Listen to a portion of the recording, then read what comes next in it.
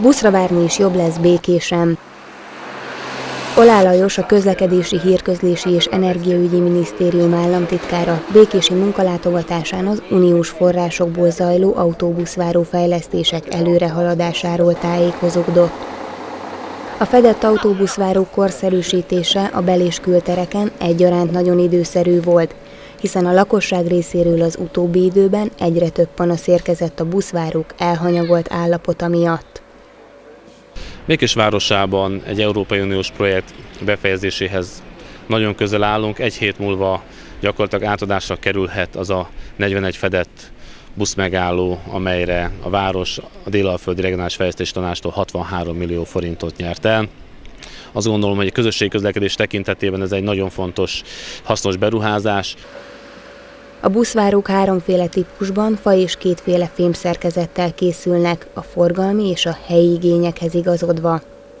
A buszmegállók hulladékgyűjtő edényekkel, parkosított zöld környezettel és padokkal lesznek ellátva.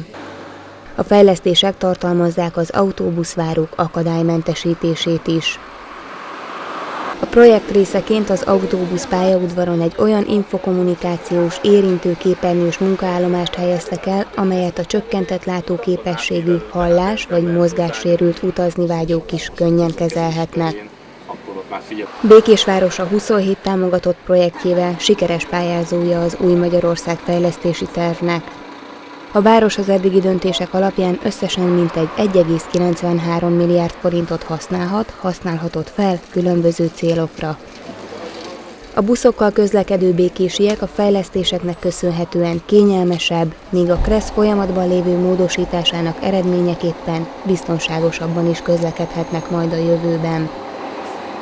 Azt gondoljuk, hogy fontos, hogy aki közösségi közlekedést használ és áll a megállóban, akkor azok fokozott figyelmek legyenek kitéve, tehát azok, akik kocsiban közlekednek, azoknak kötelessége legyen figyelembe venni, hogy ott egy buszmegálló van, és hogy fokozott figyelemmel kísér azokat az embereket, akik ott állnak.